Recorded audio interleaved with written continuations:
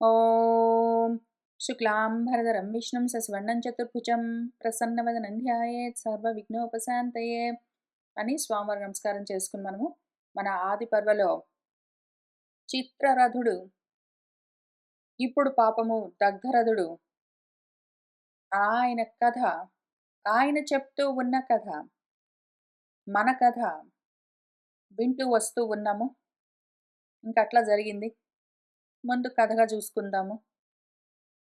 మనవాడు పాపము సంవరణుడు ఏదో ఒక అమ్మాయిని తపతిని చూసి మోహించాడు. ఆమె చటుక్కున మాయమయ్యేసరికి ఈయన పుటుక్కున కళ్ళు తిరిగి కింద ఢపీమని పడ్డాడు. అక్కడ ఆపాము. ఇంకక్కడి నుంచి చూసుకుంటూ వెళ్దాము. మన గంధర్వుల వారు మన అర్జునుడికి మనందరికీ కథ చెప్తూ ఉన్నారు. అథ తస్యాం అదృశ్యాయాం నృపతిః కామమోహితః పాతనః శత్రుసంఘానాం పపాత ధరణీతలే. పాపము మనవాడు శత్రు సంఘాలను పాతి పెట్టేవాడు, శత్రు సంఘాలను కింద పడేసేవాడు. ఇప్పుడు ఈయనే కళ్ళు తిరిగి కింద పడ్డాడు. ఎందుకు అంటే అంత కామమోహితుడయ్యాడు. తట్టుకోలేని కామంతో కళ్ళు తిరిగి పడ్డాడు మన నృపతి. ఎందుకు? పాపం ఎవరిని మోహించాడో ఆమె అదృశ్యమైపోయింది. ఇంకా స్పృహ తప్పిపోయింది దీనికి. అట్లా ఉంది పరిస్థితి. తస్మిన్ నిపతితే భూమౌ అధ సా చారుహాసిని పునః పీనాయత శ్రోణి దర్శయామాస తం నృపం. తస్మిన్ నిపతితే ఆయన ఆ విధంగా భూమి మీద పడిపోగానే ఆ చారుహాసిని మన తపతి పీనాయత శ్రోణి, పీనమంటే బాగా బలంగా ఉన్న, ఆయతమంటే విశాలమైన శ్రోణీతలము పిరుదులతో ఉన్న మన తపతి పునః మళ్ళీ తం నృపం దర్శయామాస, ఆ రాజుకు మళ్ళీ దర్శనమిచ్చిందిట. అథ అపభాషే కళ్యాణి వాచా మధురయా నృపం తం కురూణాం కులకరం కామాభిహత చేతసం.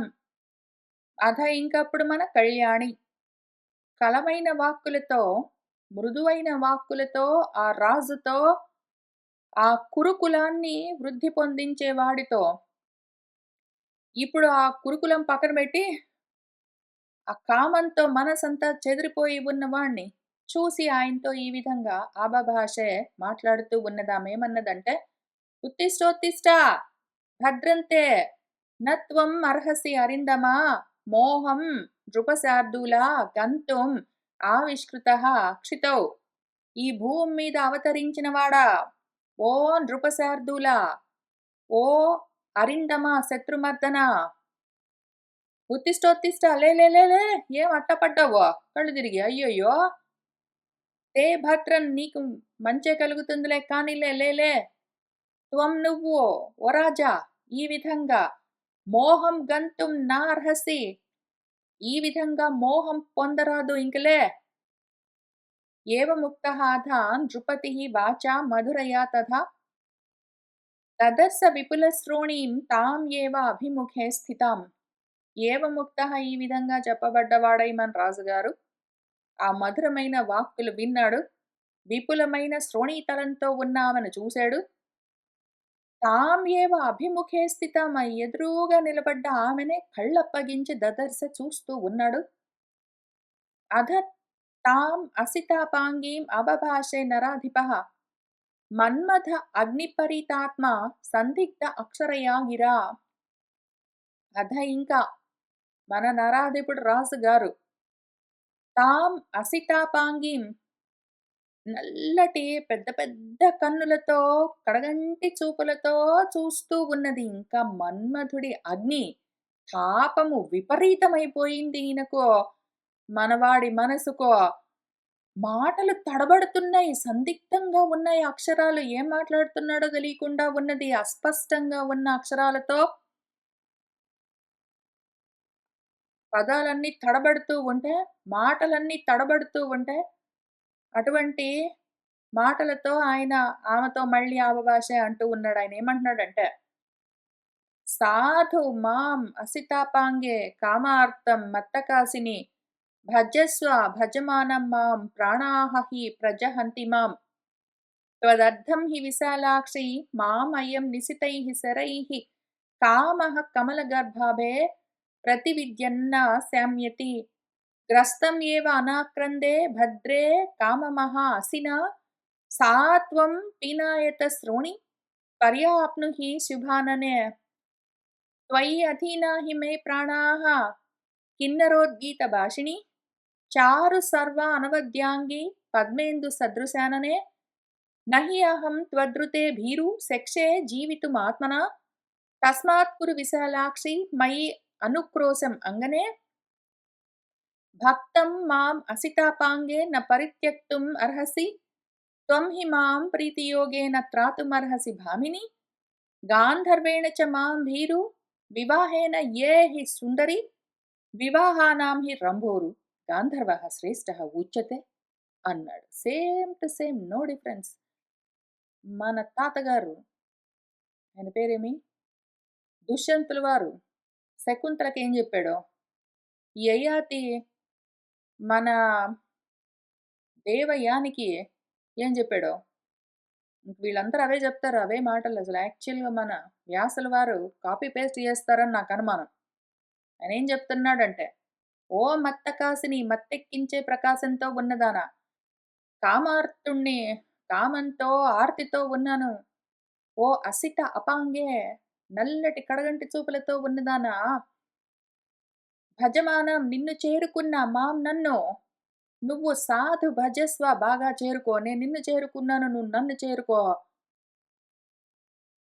మాం ప్రాణాః ప్రజహంతి, నువ్వు నా ప్రాణాలు తోడేస్తున్నావో, నీకోసం ఓ విశాలాక్షి. మాం, నన్ను ఈ కాముడు నిశితమైన బాణాలతో గుచ్చుతూ ఉన్నాడు. అబ్బా, నాకు శమ లేకుండా ఉన్నది, శాంతి లేకుండా ఉన్నది. ఓ కమల గర్భాభే, కలువపూల యొక్క పద్మాల యొక్క అడుగు భాగం ఎంత ఎర్రగా ఉంటుందో ఆ రకంగా ఎర్రగా ఉన్నావే నువ్వు. విశాలమైన కన్నులతో ఉన్నావు, ఇంకా అట్లా ఉన్నావు, ఇంగిట్లా ఉన్నావు, నా ప్రాణాలు తోడేస్తున్నావు. మన్మధుడు నన్ను బాణాలతో గుచ్చుతున్నాడో, తట్టుకోలేకుండా ఉన్నాను. అనాక్రందే, నీకేమీ కష్టం లేకుండా నిలబడి చూస్తూ ఉన్నావే నవ్వుతూ.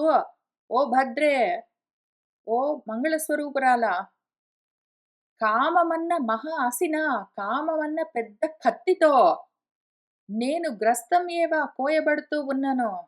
ఓ పీనాయత శ్రోణి, ఓ పెద్ద పెద్ద పిరుదులు కలిగిన దానా, ఓ శుభాననే, చక్కటి ముఖం కలిగిన దానా, సా త్వం, ఆ నువ్వు, పర్యాప్నుహి త్వం, నువ్వు నాకు చాలు, నాకు నువ్వే చాలు, నాకు నువ్వే కావాలి, ఇంకెవరొద్దు. మే ప్రాణాః, నా ప్రాణాలన్నీ త్వయి అధీనాః హి, నా ప్రాణాలన్నీ నీ అధీనమై ఉన్నాయి, నీ చేతుల్లో ఉన్నాయి. కిన్నరోద్గీత భాషిని, కిన్నరులలాగా చక్కగా అందంగా మాట్లాడుతూ ఉన్నావే. చారు అందంగా సర్వ అంగములు అవయవాలు నీవి అనవద్యం, అసలు చెప్పరానంత అందంగా ఉన్నావు, అసలు ఎంత బాగున్నావో. పద్మ ఇందు సదృశ ఆననే, అసలు నీ ముఖం చూస్తుంటే పద్మంలాగా ఉందో తెలియట్లేదు, ఇందు చంద్రుల్లాగా ఉందో తెలియట్లేదు. ఓహో, ఎంత అందంగా ఉన్నావే. నహి అహం త్వదృతే భీరు, నువ్వు లేకపోతే ఓ భీరురాలా, ఓ బాలా, ఆత్మన జీవితం నా శిక్షే, నువ్వు లేకపోయావంట నేను బతకలేనింకా. తస్మాత్, కాబట్టి ఓ విశాలాక్షే, మయి, నా పైన అనుక్రోశ, దయ, కురు, చూపించు.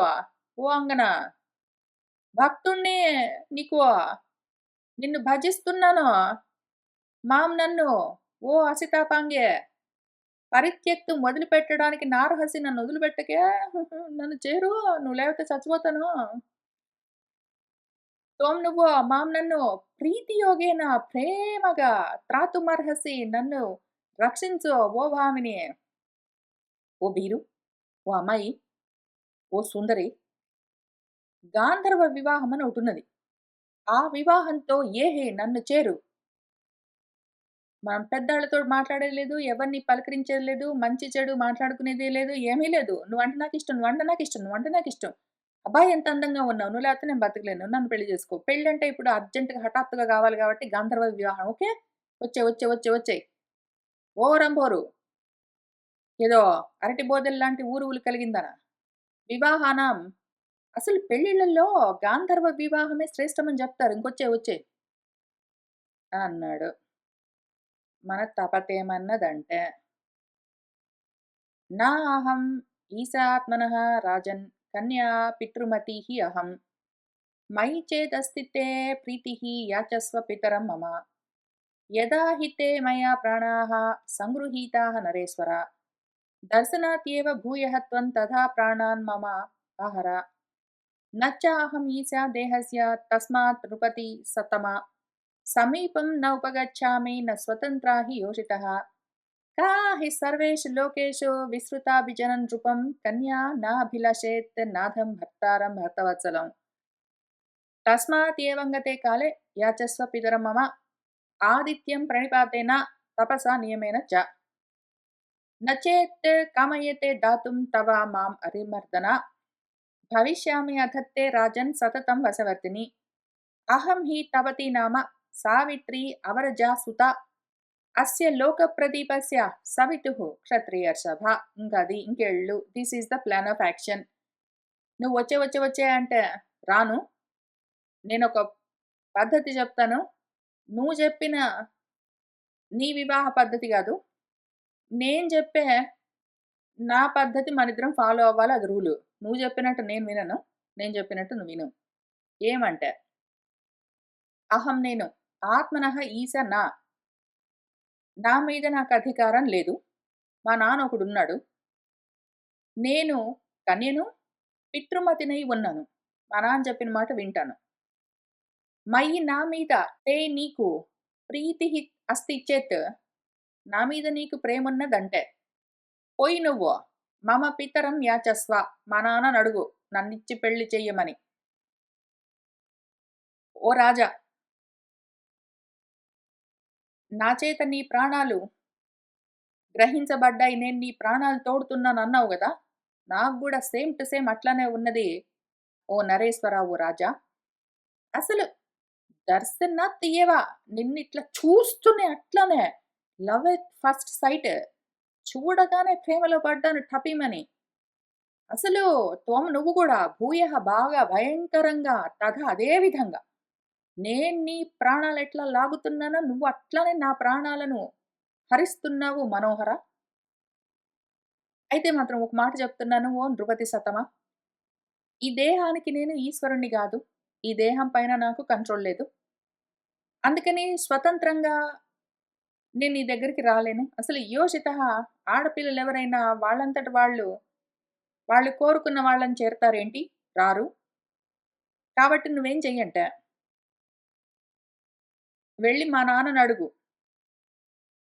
అసలు నీ వంటి రాజును, బాగా పేరున్న వాణ్ణి, గొప్ప జన్మ, బాగా గొప్ప పుట్టుక ఉన్నవాణ్ణి, లోకాలన్నిట్లో పేరున్నవాణ్ణి, అటువంటి వాణ్ణి భక్తవత్సలుణ్ణి పైగా.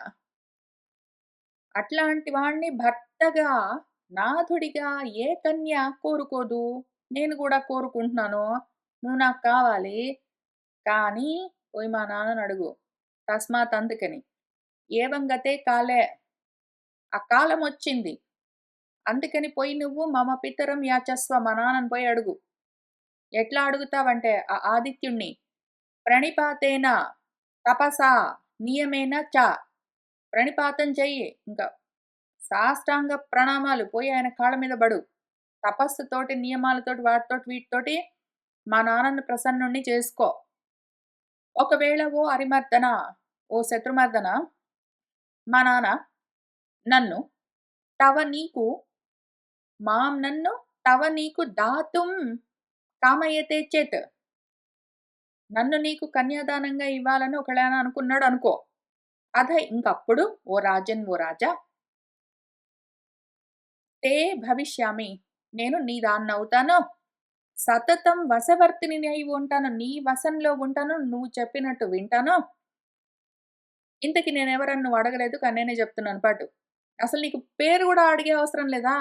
నీ అయోమయేమో ఇంత తొందరపాటేసరా? నిన్ను ప్రేమించాను. ఎంత అందంగా ఉన్నావే వచ్చే వచ్చే అంటావు. నా పేరేంటో, మా ఊరేంటో, మా నాన్నెవరో గూడా నీకవసరం లేదా? నా పేరు తపతి. తెలిసిందా? సావిత్రి అని ఒకాముంది. ఆమెకి నేను చెల్లెలు. మా నాన్న లోకాలన్నింటినీ ప్రకాశింపజేసేవాడు. సవిత అని ఆయన పేరు. ఓ క్షత్రియర్షభ తెలిసిందా? నా పేరు, నా అడ్రెస్సు, మా నాన్న వాళ్ళెవరో ఏంటో పోయి కడుక్కో పో అన్నదామె. అసలు ఈయనకి సిగ్గనిపించలేదా? ఆమె పేరేంటో గూడా తెలీదు గానీ ఎగేసుకుంటూ ఎళ్ళిపోతున్నాడు. వచ్చే వచ్చే అనుకుంటూ. ఏం గోల. సరే మరి. కథ అయింది గదా! ఇప్పుడు తత్వం చెప్పకుండా ముందుకు కదలడం కుదరదు. ఇంతకి మన తపతి ఎవరు? కర్మ. సావిత్రి జ్ఞానం అని చెప్పుకున్నాము. సవిత ఎవరు? అన్నింటినీ ప్రసవించేవాడు అని అర్థము. ప్రసవిత లో తీసేస్తే ప్రకృష్టంగా ప్రజలను ప్రసవించేవాడెవడున్నాడో వాడు సవిత. కాక ఏదైనా సరే ఉత్పత్తి చేసేవాడు, సృష్టించేవాడు అని అర్థం. అందుకనే సవిత నుంచే సావిత్రి వచ్చేది. ఇప్పుడు ఈ సవిత ఎవరున్నాడో, ఆ సవిత నుంచి వచ్చిన సావిత్రి జ్ఞానము, ఆ సావిత్రి కన్నా తర్వాత వచ్చినది అవరజము, తక్కువ రకము కర్మ ఉంటాయి. అయితే ఇప్పుడేంటంటే, ఈ సవిత ఎవరు పైగా ఆదిత్యుడై ఉన్నాడు. దితము అంటే ఖండము అని అర్థం. ఆదిత్యం అంటే అఖండం. అఖండమైన లోకాలన్నింటినీ ప్రకాశింపచేసే తేజస్సు, తేజము, జ్యోతి అది. ఇప్పుడు అది ఎట్లా ఏ రూపంలో ఉన్నది అంటే, సూర్యుడిగా ఉన్నది. సూర్యుడిగా ఉన్నది అంటే ఏమి దాని అర్థము? కాలము అని. అందుకనే కాలమొచ్చింది కానీ అన్నది. ఇప్పుడెవరు ఈ తపతి కర్మ? మనవాడు ఆవరణతో ఉన్నవాడు, జీవభావంతో ఉన్నవాడు, మోహాలతో ఉన్నవాడు, కామాలతో, కోరికలతో తపించిపోతూ ఉన్నవాడెవరింతకీ కర్త. కాబట్టి కర్త వచ్చాడు, కర్మ వచ్చింది. ఇప్పుడు కావాల్సింది కాలం. కాబట్టి ఆ కాలమొచ్చింది. నువ్వు వెళ్ళి ఆ కాలాన్ని పట్టుకోపో. ఆ టైమొస్తేనే కర్మొచ్చేది. కర్మ కర్తను చేరాలి అంటే కాలం కావాలి. పోయి అడుగు అని జెప్పింది. ఆ టైం రావాలి. దేనికైనా టైం రావాలి. ఇప్పుడు ఈయనకి ఆ టైం వచ్చిందో రాలేదో చూద్దాం. పైగా చాలా అందమైన విషయము. ఆ టైము, ఆ కాలమే ఎప్పుడైనా సవిత అయి ఉంటుంది. కాలమొస్తేనే సృష్టి కాలమొస్తే సృష్టి జరుగుతూ ఉంటుంది. ప్రళయకాలమొస్తే ప్రళయం జరుగుతుంటుంది. స్థితి కాలంలో స్థితి జరుగుతుంటుంది. కాలమే అన్నింటిని ప్రసవిస్తూ ఉంటుంది. ఏదైనా జరగాలి అంటే మాత్రం ఒక యాక్టివిటీ జరగాలి, స్టార్ట్ అవ్వాలి, కిక్ స్టార్ట్ అవ్వాలి అంటే కాలం ఉండి తీరవలసిందే. కాలస్వరూపంగా ఉన్నదాన్ని పోయి ఈ కర్త పట్టుకోవలసి ఉంటుంది. కాలాన్ని బట్టే ఏదైనా కర్మ జరిగేది. చాలా అందమైన విషయం. చాలా అందమైన విషయం. పైగా ఇంకొక అందమైన విషయం చూద్దాం. సవిత అన్నప్పుడు నేను ప్రసవించడం అని చెప్తూ ఉన్నాను గదా! త్రికాలాలు చెప్పాను నేను. సృష్టి, స్థితి, లయ అన్న 3 కాలాలు చెప్పాను. కాక ఇంకొక విషయం చెప్తాను. ఆ కాలాల్లో అసలు ముందు సృష్టి మొదలైందనుకోండి, కర్మలు మళ్ళీ 4 రకాలుగా ఉంటాయి. కాలాలు 3 రకాలు చెప్పాను గదా! కర్మలు మళ్ళీ 4 రకాలుగా ఉంటాయి. 4 రకాల కర్మలేమి అంటే ఉత్పత్తి, ప్రాప్తి, సంస్కారం, వికారం అని ఉంటాయి. ఏదైనా సరే ఒక వస్తువు ముందు ఉత్పత్తి జరగాలి.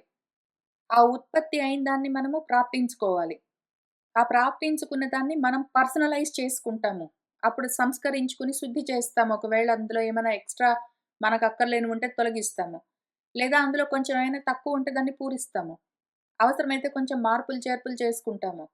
ఇవన్నీ చేస్తేనే మనము దాన్ని వాడుకోవచ్చు.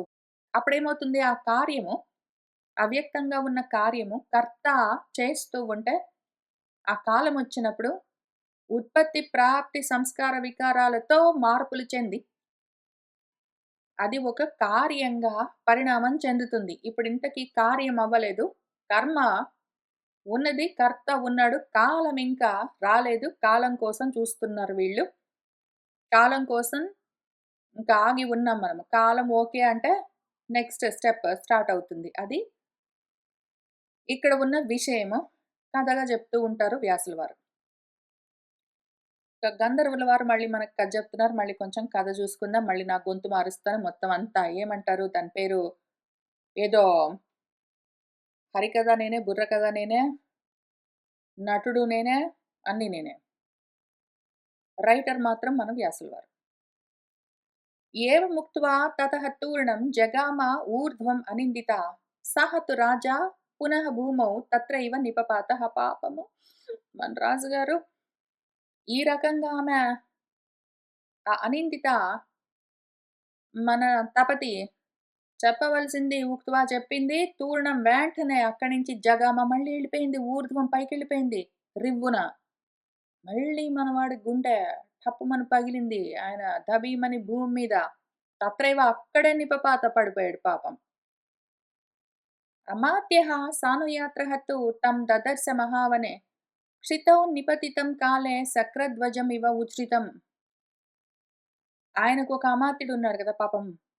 ఆయన సానుయాత్రః ఆయనతో పాటు ఆ యాత్రకి ఎవరెవరు బయలుదేరొచ్చారో ఆయన సైన్యమంతా, ఆయన మంది మార్బలం పరిచారతలం అంతా, వాళ్ళందరితో పాటు అక్కడికొచ్చాడు ఆ మహా అరణ్యంలో. మనవాడు రాజుగారు ఏదో కాలమొచ్చి శక్రధ్వజం, ఇంద్రుడి ధ్వజము ఏదో ఎత్తి నిలబెట్టి ఉంచిన ధ్వజం కాస్త పడిపోయే కాలమొస్తే కింద భూమి మీద పడిపోయినట్టు అడ్డంగా పడ్డాడు. ఆయనని దదర్శ చూశాడు మన అమాత్యుడు. తం హి దృష్ట్వా మహేశ్వాసం నిరశ్వం పతితం క్షితౌ బభూవ సహాస్య సచివః సంప్రదీప్తః ఇవ అగ్నినా. మన అమాత్యుల వారు పాపం సచివుల వారు. మహేశ్వాసుడు పాపం పెద్ద ధనుస్సు అవి ఇవి ఉన్నాయి, రథాలున్నాయి, గుర్రాలున్నాయి, అన్నీ ఉన్నాయి. ఇప్పుడు నిరశ్వంగా అసలు ఆయన గుర్రం చచ్చిపోతే భూమి మీద అట్లా ఏదో గడకర్రలాగా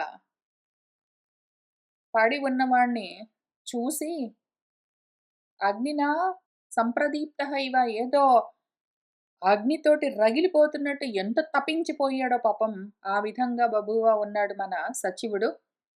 త్వరయా చ ఉపసంగమ్య స్నేహాత్ ఆగత సంభ్రమః తం సముత్థాపయామాస నృపతిం కామమోహితం. ఆయన ఏం చేశాడంటే త్వరయా గబగబా ఆయన్ని ఉపసంగమ్య దగ్గరకొచ్చి చేరి స్నేహాత్ ఆగత సంభ్రమః మన రాజు పైన ఉన్న ప్రేమ కారణంగా ఏం జరిగిందో తెలియక తొట్రుపాటుతో ఉన్నవాడై కామమోహితుడై అట్లా భూమి మీద ఏదో ధ్వజస్తంభంలాగా అడ్డంగా పడున్న రాజును ఈయన గబగబా దగ్గరికి వెళ్ళి సముద్ధాపయామాస పైకి లేపాడు.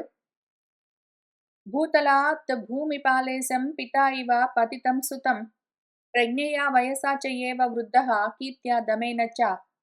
అమాత్యః తం సముద్ధాప్య బభూవ విగతజ్వరః ఉవాచ చ ఏనం కళ్యాణ్యా వాచా మధురయా బుద్ధితం మా భైః మనుజ శార్దూల భద్రం చ అస్తు తవానగా అన్నాడు. ఆ భూమి పాలేశుడు రాజుగారు భూమి మీద పడితే ఆయనను ఏదో కింద పడ్డ కొడుకును తండ్రి లేవనెత్తినట్టు మన అమాత్యుల వారు లేపారు. అమాత్యుడు పాపము ఆయన ప్రజ్ఞానంతో జ్ఞానంతో వృద్ధుడు, వయోవృద్ధుడు, కీర్తిలో కూడా వృద్ధుడు, దమము ఇంద్రియ నిగ్రహాల్లో కూడా గొప్పవాడు. అటువంటి వాడు అన్ని విధాలుగా వృద్ధుడాయన, వృద్ధి చెందినవాడు. ఆ అమాత్యుడు మన రాజును భూమి నుంచి సముద్ధాప్య లేపాడు. ఆ అమాత్యుడు విగత జ్వరః ఆయనకే తాపము లేదిప్పుడు. ముందు అయ్యయ్యో అనుకున్నాడు. తర్వాత ఇప్పుడు శాంతిగా లేపి కూర్చోబెట్టాడు రాజును. మధురమైన మంగళకరమైన వాక్కులతో లేచి కూర్చున్న రాజుతో ఈ విధంగా ఉవాచ అంటూ ఉన్నాడు. అనగా తే భద్రమస్తు నీకు భద్రమవుగాక ఓ మనుజ శార్దూలా మా భైః భయం లేదు అంతా మంచి జరుగుతుంది అని చెప్పాడు పెద్దవారు. క్షుత్పిపాసా పరిశ్రాంతం తర్కయామాస తం నృపం పతితం పాతనం సాంఖ్యే శాత్రవాణా మహీతలే. రాజు ఎందుకంత యవ్వనంలో ఉన్నాడు, బలంగా దుడ్డు కర్రలాగా ఉన్నాడు, అయినా కూడా అట్లా కింద పడ్డాడని ఆయన ఆలోచించుకున్నాడు. అయ్యయ్యో గుర్రం లేదు చనిపోయేసరికి ఈయన కాలినడకన ఈ కొండలన్నీ, అడవులన్నీ తిరుగుతూ అలసిపోయినట్టున్నాడు. పరిశ్రాంతుడయ్యాడో ఏమో! ఆకలి దప్పికలు గూడా ఉన్నాయో ఏమో పాపము అని తర్కయామాస తర్కించుకుని మన రాజుని చూసి, ఆ విధంగా శత్రువులను యుద్ధంలో సంఖ్య అంటే యుద్ధం. యుద్ధంలో శత్రువులను పాతనము చంపి కింద పడేసేవాడు. ఇప్పుడు ఈయన ఏంటో ఈ మోహంతో కింద పడిపోయాడే అని చూసుకున్నాడు. ఆకలేసిందేమో, దాహం వేసిందో, అలిసిపోయాడో, పాపం పిల్లాడు కింద పడ్డాడు అని అనుకున్నాడు.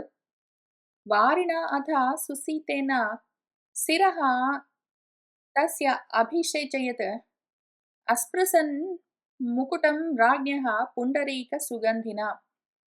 ఆయనేం చేశాడంటే పుండరీక సుగంధిన పద్మాలతో వాటితో ఆ సుగంధాలతో నిండి ఉన్న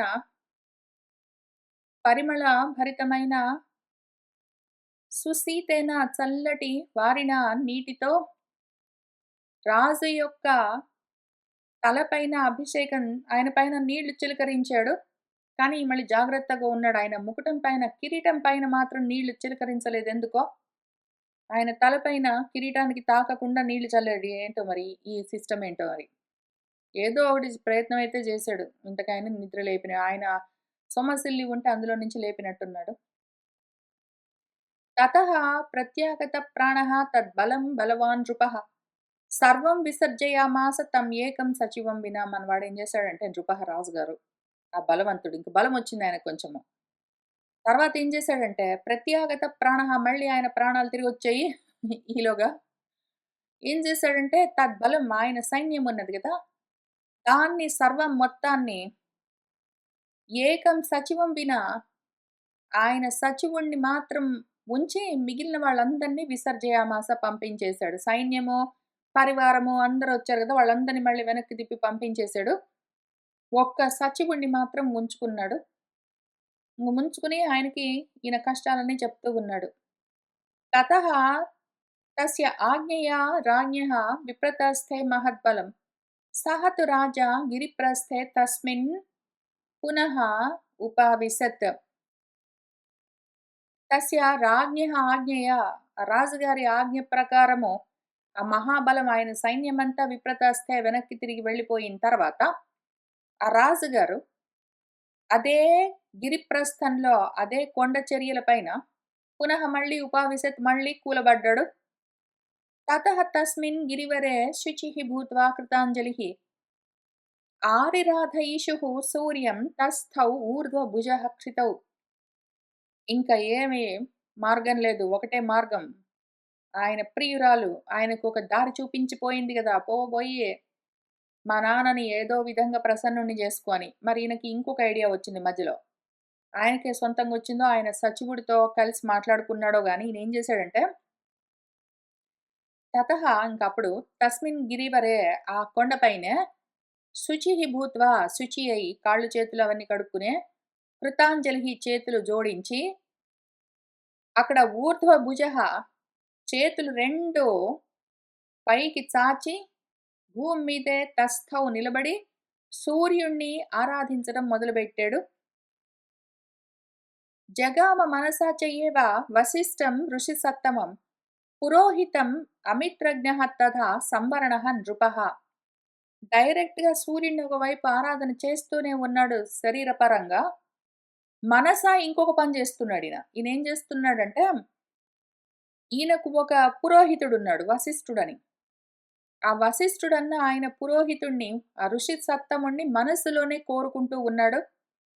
ఆ అమిత్రజ్ఞుడు, శత్రు మర్దనుడు, మన సంవరణుడు ఆ రాజుగారు దేహంతోటేమో దేవుడికి పూజ చేస్తున్నాడు. మానసికంగా వాళ్ళ పురోహితుణ్ణి ధ్యానిస్తూ ఉన్నాడు. నక్తం దినం అథ ఏకస్థే స్థితే తస్మిన్ జనాధిపే అథ ఆజగామ విప్రశిః తదా ద్వాదశమే అహని. ఈ విధంగా జనాధిపే రాజుగారు ఆ విధంగా అక్కడ నక్తం దినం మథ ఏకస్థే స్థితే రాత్రింబగళ్ళు అదే విధంగా నిలబడే ఆయన ఏదో ఒకవైపు సూర్యారాధన చేస్తున్నాడు, ఒకవైపు గురువుగారి గురించి ధ్యానిస్తున్నాడు. కదా ఇంకప్పుడు ద్వాదశే అహని 12వ రోజుకి మన విప్రర్షి వశిష్ఠుల వారు అథ ఇంకక్కడికి ఆజగామ వచ్చారు. సహ విదిత్వా ఏవ నృపతిం తపత్యా హృతమానసం దివ్యేన విధినా జ్ఞాత్వా భావితాత్మ మహాన్ ఋషిః. మన మహా ఋషి భావితాత్ముడు మన రాజుగారు తపతి వల్ల మనసు పోగొట్టుకుని ఉన్నాడు, దొంగిలించబడి ఉన్నాడు అని విదిత్వా ఏవా తెలుసుకుంటూనే దివ్యేన విధినా జ్ఞాత్వా దివ్య దృష్టితో ఈ విషయాన్ని చూసుకున్నాడు. తథాతు నియతాత్మానం సహ తం నృపతి సత్తమం అబభాషే సహ ధర్మాత్మ తస్య ఏవ అర్ధచికీర్షయ. అథ ఇంకా నియతాత్మానం ఇంకా అప్పటికి మనసు స్థిమితపడ్డది మనవాడికి, ఏదో ఒక మార్గం దొరికేటట్టుంది అనుకున్నాడు. ఇంకా ఆయన ఆ నృపతి సత్తముడితో నెమ్మదించి ఉన్నవాడితో మన ధర్మాత్ముడు వశిష్ఠుల వారు తస్య అర్ధచికీర్షయ ఆయన కోరుకున్న కోరికను సాధించి పెడదామన్న ఉద్దేశంతో ఉన్న వశిష్ఠుడు ఆబభాషే ఆయనతో ఈ విధంగా అంటూ ఉన్నాడు. సహ తస్య మనుజేంద్రస్య పశ్యతః భగవాన్ ఋషిః ఊర్ధ్వమాచక్రమే ద్రష్టుం భాస్కరం భాస్కరజ్జితిః. మన భగవాన్ ఋషిః మనుజేంద్రుడు రాజుగారు మన సంవరణుల వారు పశ్యతః చూస్తూ ఉండగానే మన భాస్కర జ్యుతిః సూర్యుడి వంటి ప్రకాశంతో ఉన్నవాడు ఆ సూర్యుణ్ణి భాస్కరుణ్ణి ద్రష్టం చూడడం కోసం ఆయన్ని కలిసి ఈ విషయం చెప్పి మరి పెళ్లి మాటలు మాట్లాడి పెళ్లి కుదురించడం కోసము ఊర్ధ్వం ఆచక్రమే పైకి వెళ్ళాడు. సహస్రాంశం తతః విప్రః కృతాంజలిః ఉపస్థితః వశిష్ఠః అహం ఇతి ప్రీత్యా సహ చ ఆత్మానం న్యవేదయత్. తతః ఇంకప్పుడు మన విప్రుల వారు వశిష్ఠుల వారు సహస్రాంశులతో ఉన్న సూర్యుణ్ణి చేరి కృతాంజలి చేతులు కట్టుకుని ఉపస్థిత పక్కనే నుంచున్నాడు. ఆ విధంగా మన వశిష్ఠుల వారు నా పేరు వశిష్ఠుడు అహం వశిష్ఠ ఇతి అని తన పేరు చెప్పుకుని ప్రీతితో తన గురించి నివేదించుకున్నాడు. మన వశిష్ఠుల వారు మన రాజుగారి మనసులోని కోరికను తెలుసుకుని దాన్ని తీరుద్దామన్న ఉద్దేశంతో రివ్వున ఆకాశంలోకి ఎగిరి వెళ్ళి వెంటనే సూర్యుడి పక్కన వాలేడు. ఆయన పక్కన నిలబడి నా పేరు వశిష్ఠుడు అని చెప్పాడు ప్రీతిగా. తం ఉవాచ మహాతేజాః వివస్వాన్ మునిసత్తమం మహర్షే స్వాగతంతే అస్తు కథయస్వ యథేచ్ఛసి అన్నాడు. ఇంకప్పుడు మన మహాతేజోమూర్తి వివస్వాన్ మన సూర్యుల వారు మునిసత్తముణ్ణి చూసి ఆయనతో ఈ విధంగా ఉవాచ అన్నాడు. ఏమన్నాడంటే, మహర్షే నీకు స్వాగతమవుగాక, చెప్పండి మరి ఏమి కావాలో అన్నాడు. ఇంకా వశిష్ఠుల వారు మన సూర్యుల వారితో ఏమన్నారంటే, యా ఏషా తే తపతి నామ సావిత్రి అవరజాసుత తాం త్వాం సంవరణస్యార్థే వరయామి విభావసో. ఓ విభావసుడా, యా ఎవరైతే ఈ తపతి అన్న పేరున్న నీ చిన్న కూతురున్నదో సావిత్రికి చెల్లెలు, తాం ఆమెను సంవరణస్యార్థే సంవరుణుడి కోసము త్వాం నిన్ను వరయామి వరిస్తున్నాను. సంవరుణుడికి భార్యగా నీ కూతురైన తపతిని కోరుకుని అడగడం కోసం వచ్చాను అని చెప్పాడు. సహ హి రాజా బృహత్కీర్తిః ధర్మార్థ విదుః ఉదారధీః యుక్తః సంవరణః భర్త దుహితుః తే విహంగమా. ఓ విహంగమా, ఆకాశంలో ప్రయాణం చేసేవాడా, సహరాజా మావాడు మా పెళ్లి కొడుకు, బృహత్కీర్తి గొప్ప కీర్తి కలిగినవాడు, ధర్మము అర్థము బాగా తెలిసినవాడు, ఉదారధీహి అయి ఉన్నాడు. కామం గురించి పాపం మాట్లాడలేదు మన పెళ్లి పురోహితుడు. తే దుహితుః భర్త నీ కూతురుకు భర్తగా సంవరణుడు యుక్తః తగినవాడు అని చెప్పాడు. ఇంక మన గంధర్వుల వారు మనకు కథ చెప్తున్నారు. ఇత్యుక్తః సవితా తేన దదానీత్యేవ నిశ్చితః ప్రత్యభాషత తం విప్రం ప్రతినంద్య దివాకరః. ఇత్యుక్తః ఈ విధంగా చెప్పబడ్డవాడై మన సవిత, మన దివాకరుడు తేన దదానీత్యేవ నిశ్చితః ఆయనకే ఇచ్చి పెళ్లి చేద్దామని ఎప్పుడో నిర్ణయించుకుని కూడా ఉన్నాడాయన. కాబట్టి ఇప్పుడు తం విప్రం ఆ విప్రుడొచ్చి ఈ విధంగా అడిగేసరికి ప్రతినంద్య ఆయనను అభినందిస్తూ ఈ విధంగా ప్రత్యభాషత బదులు చెప్తూ ఉన్నాడు. వరః సంవరణః రాజ్ఞాం త్వం ఋషీణాం వరః మునే తపతి యోషితాం శ్రేష్ఠ కిమన్యత్ర అపవర్జనాత్. ఓ ముని, మన సంవరణుడేమో రాజులలో వరుడు శ్రేష్ఠుడు, నువ్వేమో ఋషులలో వరుడివి శ్రేష్ఠుడివి, నా కూతురేమో తపతి ఆడపిల్లల్లో శ్రేష్ఠ, ఇంకా అన్యత్ర అపవర్జనాత్కి ఇంక దీన్ని మించేముంటుంది, ఇంక జరగదని చెప్పడానికి ఏముంది ఇందులో.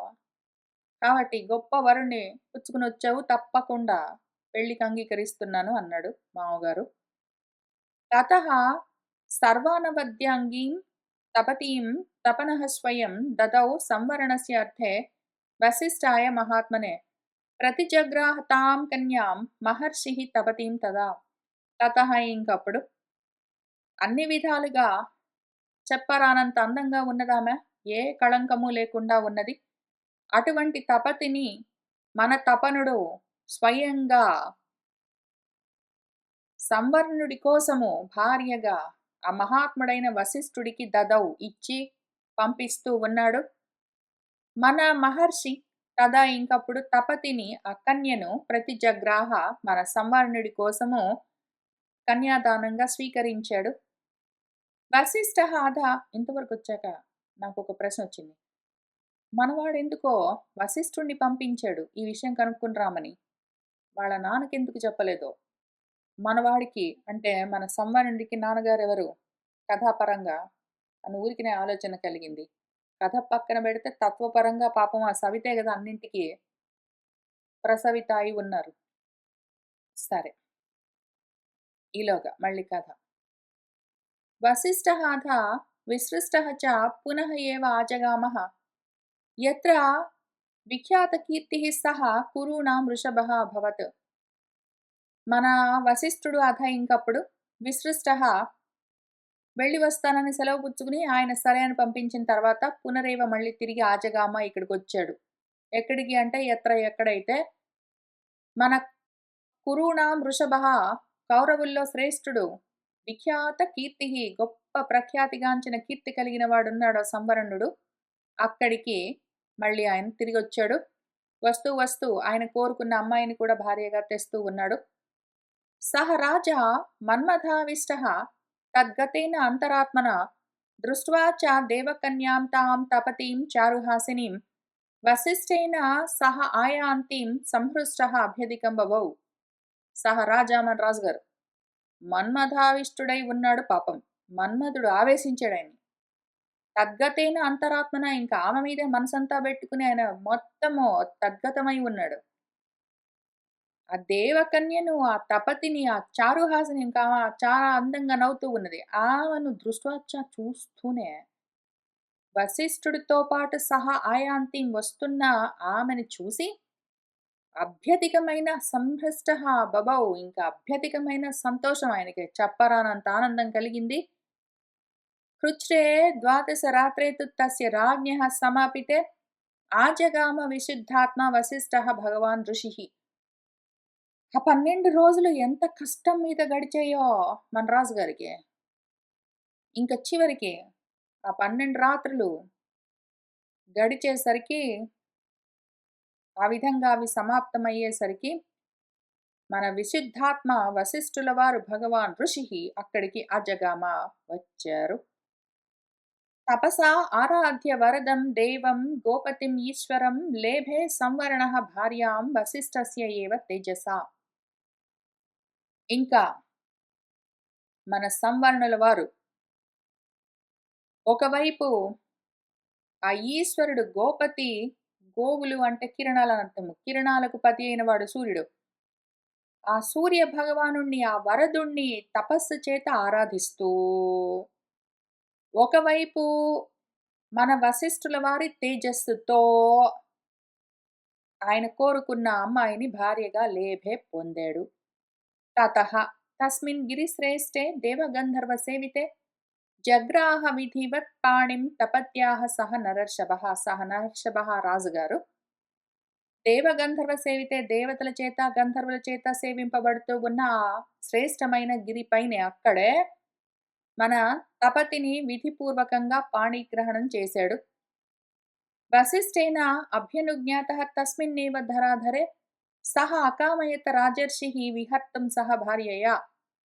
ఇంక మన రాజర్షిః రాజర్షుల వారు వశిష్ఠేన అభ్యనుజ్ఞాతః వశిష్ఠుల వారి ఆజ్ఞను అనుమతిని పొందినవాడై తస్మిన్ ధరాధరే ఏవ ఆ కొండపైనే హనీమూన్ కూడా ఏర్పాటు చేసుకున్నాడు.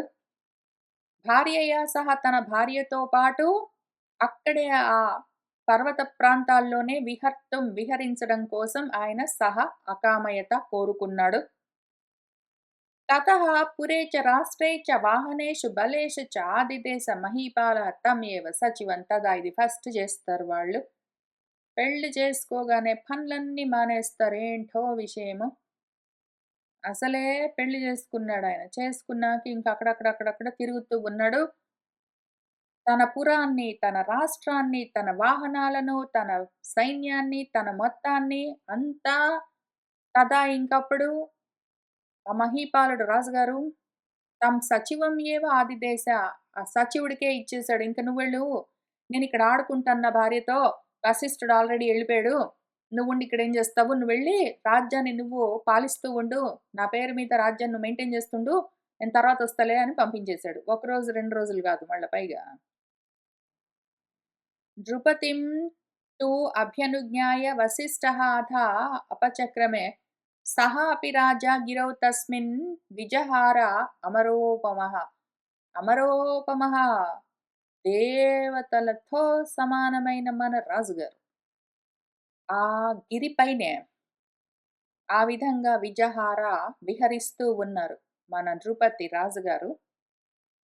మరింకిక్కడ నేను ఆడుకుంటానని చెప్తే, సరే మంచిది అని ఆయనను సెలవడిగి మన వశిష్ఠుల వారు ఇంక వెళ్ళిపోయారు అక్కడి నుంచి అపచక్రమే. వశిష్ఠుల వారు వెళ్ళిపోయిన తర్వాత సచివుల వారిని మిగిలిన వాళ్ళందరినీ పంపించేసిన తర్వాత ఈయన ఆయన భార్యతో ఇంకా అక్కడక్కడే విహరిస్తూ ఉన్నాడు. తతః 12 వర్షాణి కాననేషు జలేషు చ రేమే తస్మిన్ గిరౌ రాజా తయా ఏవ సహ భార్యయా. మన రాజుగారు తయా సహ భార్యయా సహ ఆయన భార్యతో పాటు ఆమెతో అదే కొండలపైన రేమే రమిస్తున్నాడు. ఎన్నాళ్ళు? 12 వర్షాన్ని 12 సంవత్సరాలు. ఆయన 12 రోజులు తప్పించి పెళ్లి చేసుకున్నాడు. 12 సంవత్సరాల నుంచి అక్కడ ఆడుకుంటున్నాడు ఆమెతో. మంచిదే. అక్కడ కాననేషు అడవుల్లో, జలేషు నీళ్లలో, గిరిపైన హాయిగా విహరిస్తున్నాడు. తస్య రాజ్ఞః పురే తస్మిన్ సమాహ 12 సర్వశః నవవర్ష సహస్రాక్షః రాష్ట్రే చ ఏవ అస్య సర్వశః. రాజు లేని రాజ్యం అరాచకం పాలవుతుంది. పాడి పంటలుండవు. బీడు పడిపోతుంది. వృష్టి ఉండదు. కరువు కాటకాలతో ఉంటుంది. కాబట్టి రాజు అట్లా 12 సంవత్సరాలు 12 వర్షాలు సమాహ సర్వశః పూర్తిగా ఏవోల్ యాబ్సెంట్ వితౌట్ లీవ్ అని ఒకటుంటుంది. మిస్సింగ్ ఇన్ యాక్షన్ అని ఎంఐఏ ఏవోల్ చేసి పెట్టాడాయన. కనిపించకుండా పోయేసరికి రాజుగారు ఎక్కడెక్కడో తిరుగుతూ ఉంటే రాజ్యం పట్టించుకోకుండా ఆ పురిలో పరిస్థితి ఎంత దారుణంగా ఉన్నది అంటే అసలు ఆ పురిలో గాని ఆ రాష్ట్రంలో ఎక్కడా కూడా సర్వశః అంతటా సహస్రాక్షుడు ఇంద్రుడు వర్షాలు కురిపించలేదు. కరువు కాటకాలతో అందరూ బాధపడుతూ ఉన్నారు. తత్క్షుధార్తైః నిరానందైః శవభూతైః తదా నరైః అభవత్ ప్రేతరాజస్య పురం ప్రేతైః ఇవ ఆవృతం. అట్లయిపోయింది. ప్రేతాలు భూతాలు తిరిగే శవాలతో కూడి ఉన్న శ్మశానంలాగా తయారైపోయింది ఆయన మొత్తం రాజ్యం మొత్తమంతా. క్షుధార్తైః క్షుద్బాధతో నిరానందైః ఆనందమేమీ లేకుండా ఉన్న నరైః మనుషులతో నిండి ఉన్నది ఆయన రాజ్యము. శవభూతైః శవాల్లాగా ఉన్నారు ఆయన ప్రజలందరూ. ప్రేతరాజస్య పురంలాగా ఉన్నదేదో ప్రేతరాజు యముడి రాజ్యంలాగా ఉన్నదక్కడ. శవాలే ఉన్నాయి అక్కడ అన్ని. ప్రేతైః ఆవృతం ప్రేతాల చేత నిండి ఉన్నట్టు ప్రేతాలు భూతాలు అన్ని అవే ఉన్నాయి అక్కడ. ఆ విధంగా అభవత్ పాపం ఆయన దేశం, ఆయన రాజ్యం, ఆయన రాష్ట్రం, ఆయన పురం. తతః తాదృశం దృష్ట్వా సహ ఏవ భగవాన్ ఋషిః, మరి ఈయనకి తప్పదు కాబట్టి అభ్యపద్యత ధర్మాత్మ వశిష్ఠ రాజసత్తమం. ఆ ధర్మాత్ముడు వశిష్ఠుడు ఆ భగవాన్ ఋషి పాపం తాదృశం ఇంక ఈ విధంగా ఉంటే దాన్ని దృష్ట్వా చూసి మన వశిష్ఠుల వారు ఆ రాజసత్తముడి దగ్గరికి అభ్యపద్యత పరిగెత్తుకుంటూ వెళ్ళాడు. తంచ పార్థివ శార్దూలం ఆనయామాస తత్పురం తపత్యా సహితం రాజన్ ఉషితం ద్వాదశీః సమాహ. ఆ తపతితో పాటు కలిసి అక్కడెక్కడో కొండలపైన నివసిస్తూ ఉన్న ఆ రాజుగారిని 12 ఏళ్ళు దాటిపోయా, మరి నువ్వు రాకపోతే ఇక్కడంతా చాలా కష్టంగా ఉన్నది అని చెప్పి ఆ పురం గురించి మన పార్థివ శార్దూలుణ్ణి, మన రాజశార్దూలుణ్ణి ఆనయామాస పిలుచుకునొచ్చాడు మన రాజపురోహితుడు.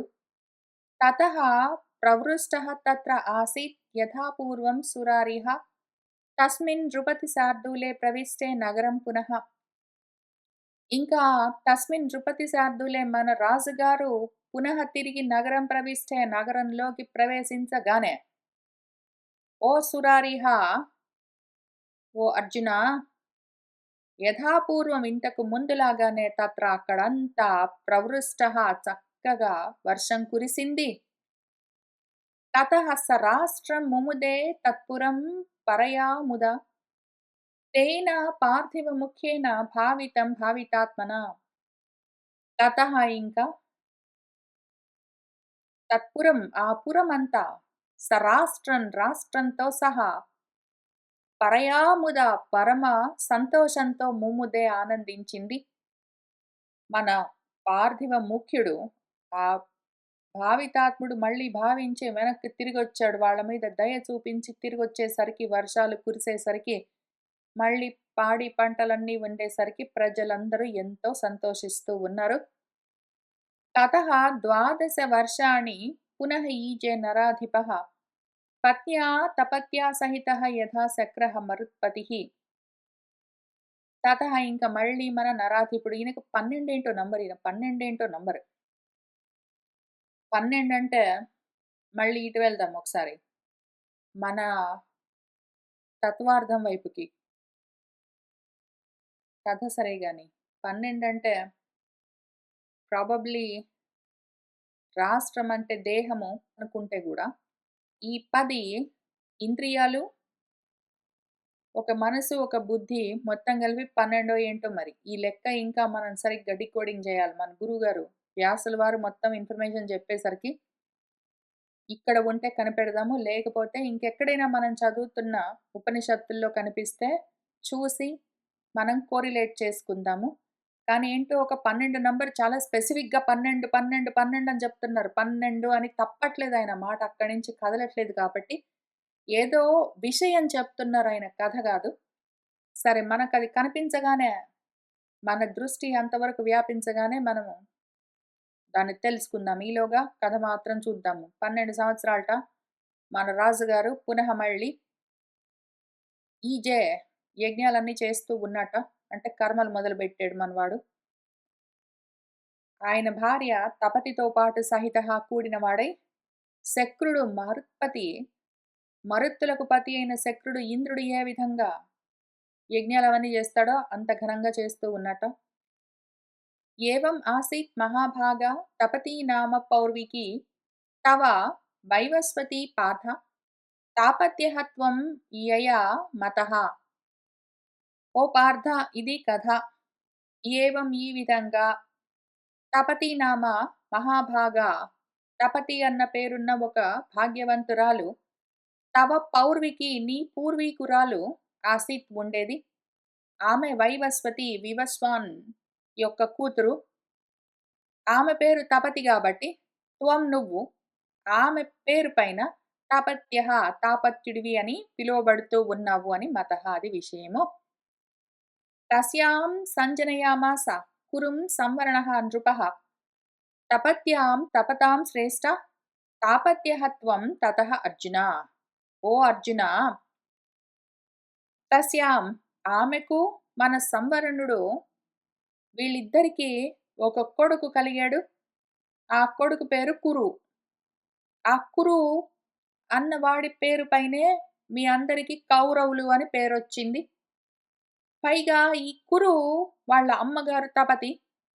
అందుకని ఓ తవతాం శ్రేష్ఠ, తపించే వాళ్ళలో తపింపజేసే వాళ్ళలో శ్రేష్ఠుడైన ఓ అర్జున, ఆ తపతి వల్లే మీరందరూ తాపత్యులయ్యారు.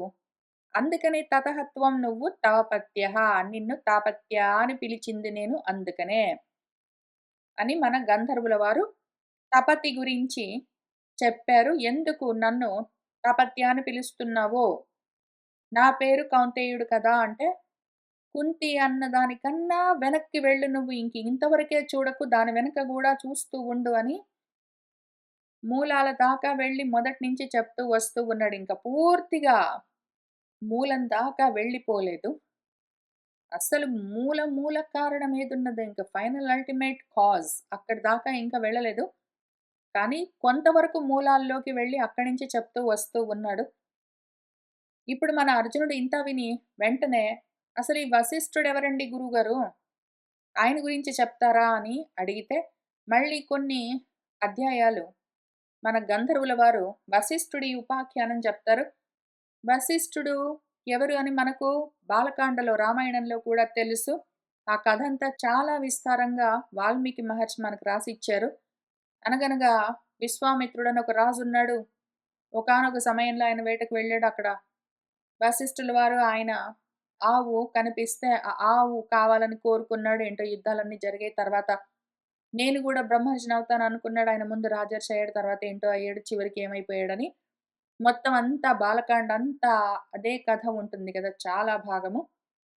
ఆ కథని ఇక్కడ కొంతవరకు క్లుప్తంగా సంక్షిప్తంగా మన వ్యాసుల వారు చెప్తూ వస్తూ ఉన్నారు. మనం ఇది కూడా చూసుకుని ఎందుకు చెప్తున్నారేమి అని మనము అర్థం చేసుకుంటూ ముందుకు వెళ్దాం. వీళ్ళిద్దరూ వాల్మీకి మహర్షి వ్యాస మహర్షి ఇద్దరు కూడా వేదాన్నే ఫాలో అవుతూ అందులో ఉన్న విషయాన్ని మనకు చెప్తూ వస్తూ ఉంటారు. అయితే కథగా చెప్తారు, ఇంకా కొంచెం విస్తారంగా చెప్తారు. మనం కథ వింటూనే తత్వాన్ని పట్టుకుంటూ వెళ్దాము. తత్వాన్ని వదిలిపెట్టకుండానే కథను విందాము. ఇవాల్టికి ఇక్కడికి ఆపుతున్నాను. సర్వం శ్రీకృష్ణ పరబ్రహ్మ పాదార విందార్పణమస్తు.